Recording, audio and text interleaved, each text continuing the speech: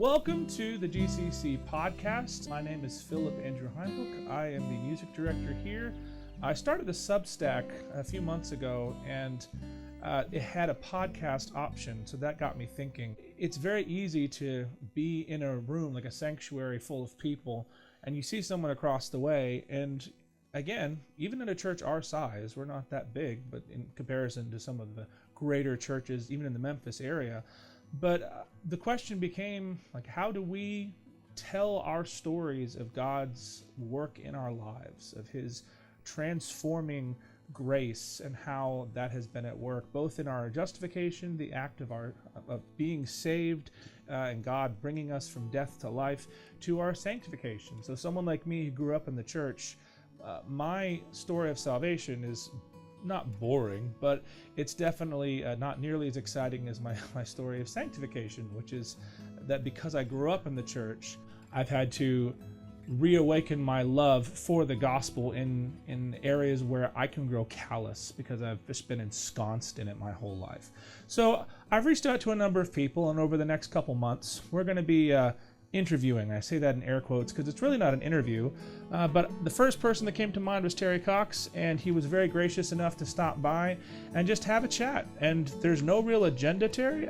First of all, like, you're a huge blessing to our church, and I've heard some of your story, but I just want to set you free. You know, we used to do a once a month, as we were able, we would have a time of testimony from the pulpit, and you know, you have to keep it to 4 or 5 minutes. There's nothing wrong with that, but this is a venue in which we're going to be able to hear from our fellow congregants from the body of believers at GCC and know their story and know how God's at work in their lives and how He got a hold of their lives. So I'm really excited to hear your story. It's a pleasure. It's a real privilege. It's a genuine privilege to be able to tell anybody how the Lord worked in my life. And it's a humbling experience every time I get the chance to do it. My circumstances are that I grew up in a setting in which I was a member of a mainline denomination church, and the focus of our congregation dealt more with social service and dressing well on Sundays. And as a member of that church, as a person growing up in the church and as a young adult, I felt and understood mistakenly that if I was a card-carrying member of the church, I was a Christian, and that if I did good things, I was on the right path. And so I labored under that misimpression for a long time, and never had a sense of peace, never had the illusion that I knew anything that had a spiritual character to it. But I didn't know that it was possible to have a real spiritual awareness, because everyone in my religious experience seemed to be functioning in daily life in ways that proper people do, and I did not appreciate the fact that there was a deeper dimension to life. I remember when I was a teenager, one of the great crowning achievements that I had was I was able to be a junior usher. At our church, if you were an usher, you were a person who was noteworthy because you... That's the spirit. Exactly. Yeah. You were able to walk down the aisle. Everybody saw you. You wore your best suit that day. And it always worked out well if you got usher service, especially on one of the major holidays. And so as a high school fella, I was able to be a junior usher and be able to be among the tall timber. And as a result, I thought I was really on my way in that kind of a role. Nonetheless, what happened is Amy and I married, and we had children. And I was, in my mind, on the path toward success in my adult life, which consisted of professional achievement, having a good credit score, owning your own home, and things like that. And so I thought that was the sum and substance of a successful life. I was able to become employed as a lawyer with a couple of different law firms. The first law firm in which I was associated, I was assigned to be the understudy to a lawyer who was a Christian, and he was a recovering alcoholic. And he had a lot of deep life experiences, and he would take occasion to speak to me, but because we weren't speaking the same language, he had the sensitivity not to overwhelm me when I was not prepared to hear and understand. So when I transitioned from that work environment to another, I went to work with an active alcoholic who was not a believer, and he lived the life that I thought I was wanting to live. Not that of being the alcoholic, but of being among successful people and enjoying the fruits of that type of experience. And of course, it turned out to be a horribly bitter disappointment. It ended with me leaving that office, and at that time I didn't realize it, but God was pushing me right out the door. And as it turned out, the year that we built our house, and when we had that monstrous mortgage on our shoulders, was the year that I lost my position with that law office and had to go out on my own or into another work setting. In any event, I had no prospects for business, and I had no expectation as to how I would cover the next month's mortgage and things like that. During that year in which my work situation was crumbling, as the Lord would have it, my wife Amy, who had a similar background to mine, was invited to Bible study fellowship. And she was invited by another person who was a non-believer. The non-believer lady that was Amy's friend had a tragic event occur in her life, and someone had suggested she go to Bible study fellowship. So in desperation, she said she would go, and she invited Amy to go, and Amy didn't want to do it. She had no interest in it, but she said, my friend is in anguish, so I'm going to go and attend this thing with her. Well, her friend quickly phased out of Bible study fellowship, didn't stay with it at all, and Amy was trapped because she had agreed to attend, and everybody at her Bible study group knew she was supposed to be there, and they wouldn't let her go. So in any event, she was saved in her Bible study experience in the women's Bible study, at Bible study fellowship. But she, again, had the sensitivity and wisdom not to tell me, because she knew that my response would not be an enlightened response. And so I remember just before I lost my position, walking through the house one day when I came home from work, and she had her Bible and some other materials spread out on the floor, and she was on the carpet doing her Bible study questions. And as I walked through, I flippantly said, "You are in a cult." And I wrote the whole thing off and thought it was ridiculous. Well, of course, in short order, I lost my job. And then, as it would happen, I was walking up to the front door of our house to come inside the house to deliver the terrible news that my future was in great doubt and our economic future was in doubt. And so I paused outside the door, didn't know what to say, didn't know what to do. And Amy was positioned in just such a way that she happened to see me walking up toward the door. She could see the look on my face. She saw me standing outside the door of our own home, being unwilling to come inside, and she knew things were bad. So I came in. I told her, the worst thing in the world has happened. We went in the bedroom, sat down on the edge of the bed. I told her that the job had fallen apart. And she said, "Let me tell you something that you need to hear."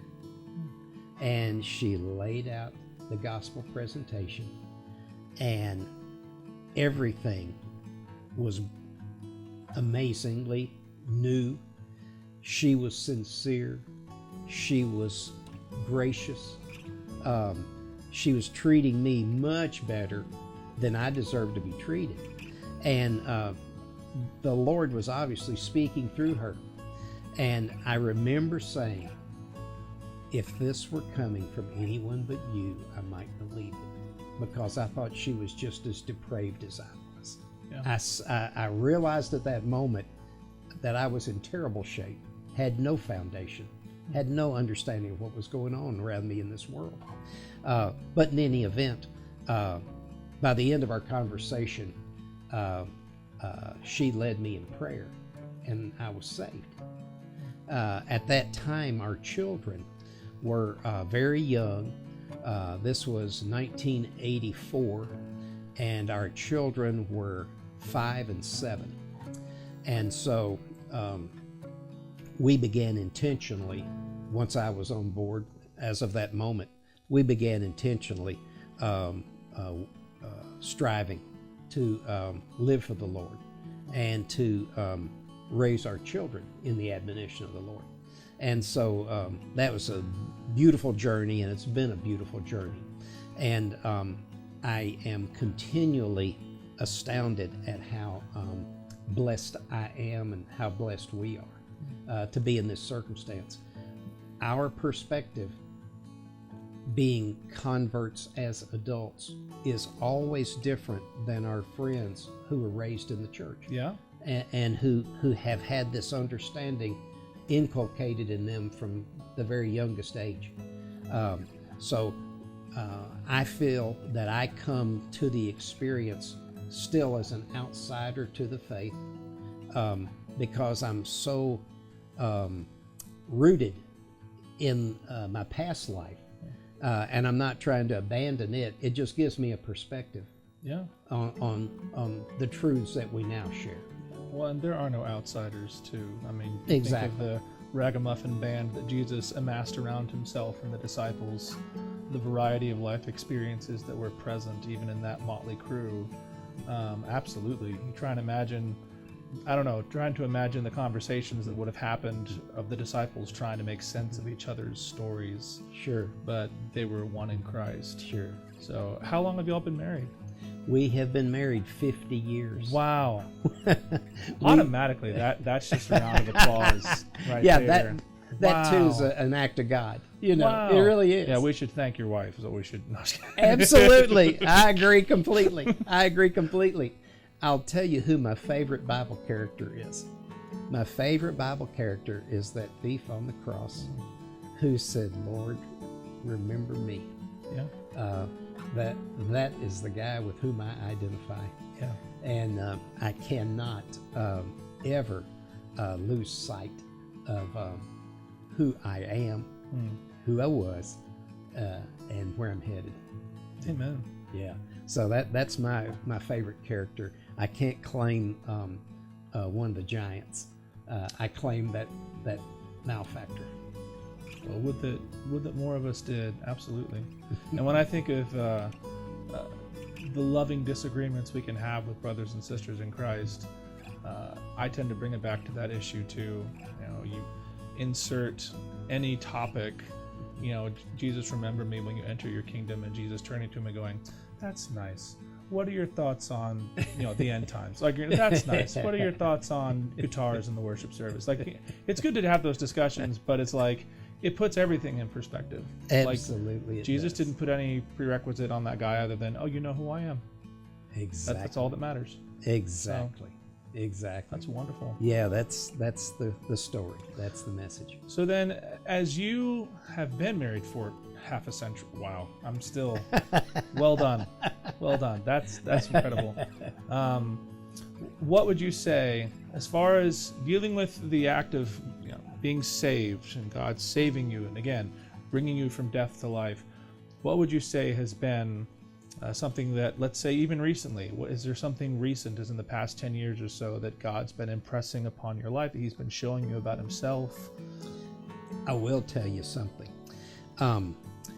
About 12 or more years ago, we were attending a church in which we got started in a community group, and our group was folks of similar age at that time, and we were, for the most part,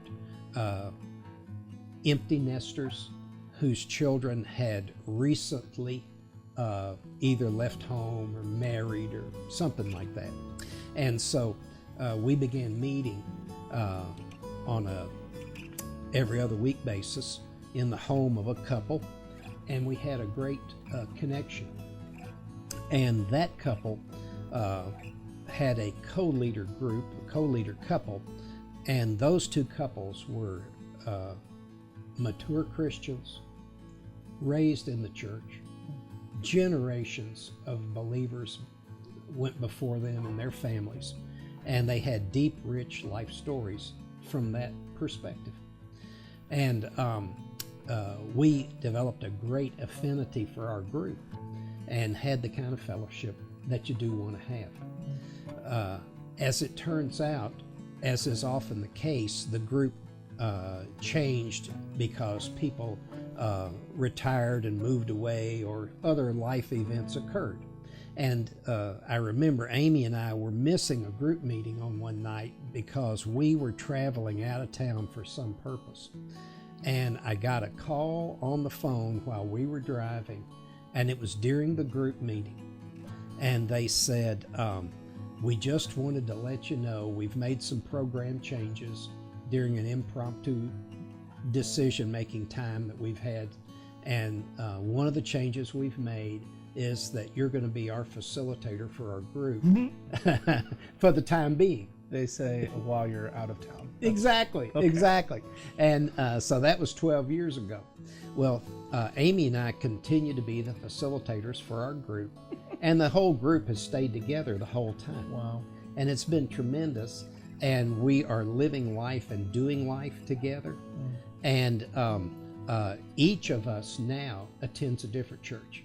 Every couple, and those who are not married, every member of our group attends a different church. That's in a way beautiful, though. It is. Right? The ability to see other churches not as rivals, but as co-laborers for the kingdom, that our church is not the end-all, be-all. We're part of. And we see that, too, in how we should approach church as well. Like, our houses are meant to be our own little home churches, and then those home churches gather under one roof to worship as a corporate body, recognizing that we're one roof of many roofs of those individual churches that are now part of a corporate body. And then to see it from a national to a global to a throughout time perspective really brings it into its proper light. So absolutely, yeah, it's got to be weird, because when you start that kind of fellowship, how amazing and encouraging to know that the fellowship continues even though y'all are worshiping corporately in other churches. Oh yeah, and there's so much crossover of which we would never be familiar if we didn't have these long-term relationships. One of the couples has a son who is married, and he and his wife are MTW missionaries in Japan. And wow. They are sponsored primarily by their home church is River Oaks. Oh, great. Yeah. And so that connection would never have been revealed to us, and we have that going. Yeah. And we have another couple that we've known during this time, and they have a grandson who is now getting ready to help start a church plant down in Huntsville, Alabama. Oh, that's where I grew up. That's great. There we go. Wow. And so as a result, we're seeing all these connections and all of these footprints that are all over the globe, and our little group has some connections with them. And in these past 10 or 12 years, it's amazing the interconnectedness that we have seen and experienced within our own immediate group and within their children and grandchildren. So that's been pretty rewarding and of course and that biblical revealing. Faithfulness of the Lord, and that phrase from generation to generation. Exactly. Now in our community group here, we are a couple of the oldsters, and so we are treated with great respect and we are treated as equals. And so that's a great experience too. We love everybody in our group here, and we've got a tremendous group. And it's so interesting to us because the majority of people in our group, of course, are at a station in life that we've passed through and then passed through another station or two and arrived at our present station in life.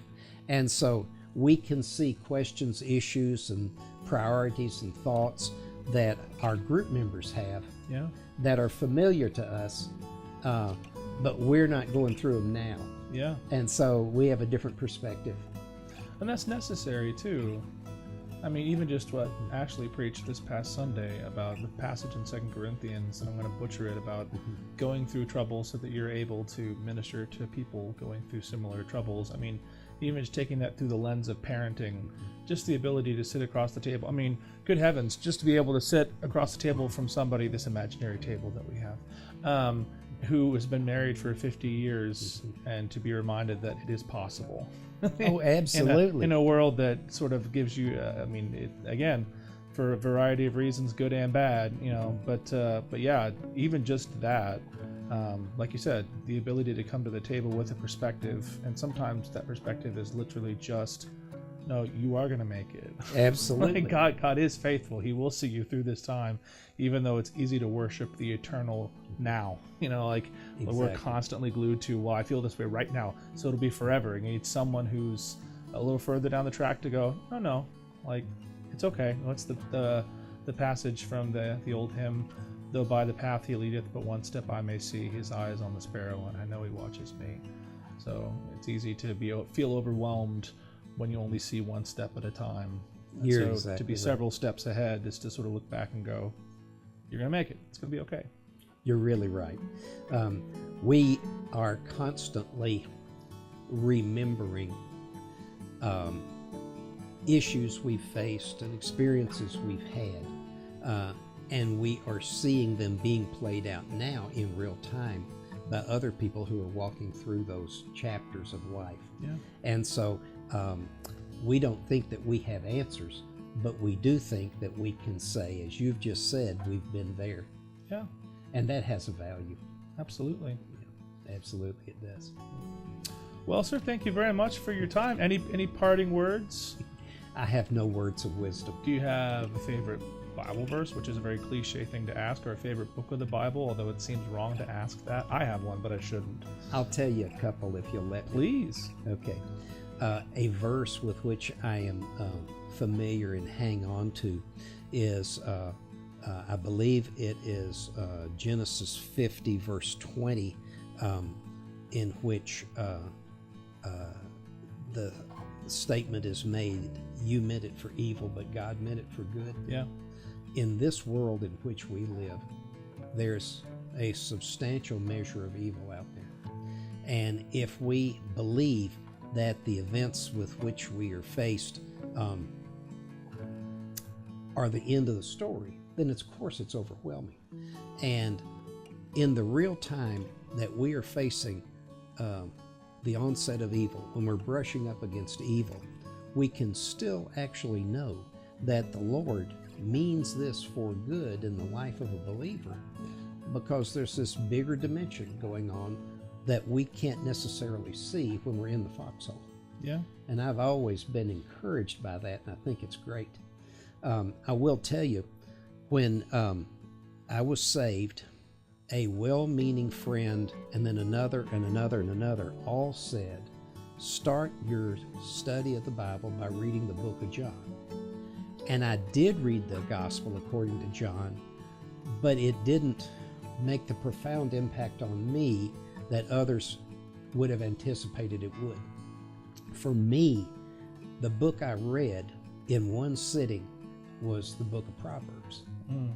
And I said to myself, I have read books, essays, articles all my life, and I have never read a single piece of literature with which I completely agreed. I always felt that the author either had not expressed the point clearly, or had made a misstatement, or didn't have the perspective I had. That was the first piece of literature I ever read in my life from beginning to end, and I said, this is pure distilled wisdom. Wow. Every word, every thought is perfectly expressed and just full of depth of truth. And I had never read anything in my life that carried that high standard. And I remember saying to myself, if this is in this Bible, I know this Bible is for real. I know this is legitimate, because there is no issue to be taken with even the choice of words or the punctuation in this document. Yeah. It's just perfect. And so that made a great impression on me, Wow. for whatever it's worth. You may be the first person I've ever met who said that's their quasi-favorite book, but that's wonderful. For a second there, I was like, is he going to come out of left field with Leviticus or something? There's something about the Old Testament laws that really... No, that's great. Well, thank you very much for your time. And again, you are a tremendous blessing to this church. May God continue to bless you and your marriage and your family. Yeah, may He could keep us all continuously dependent on Him as we grow in grace together. Amen. Thanks, sir. Thank you, sir. Appreciate it.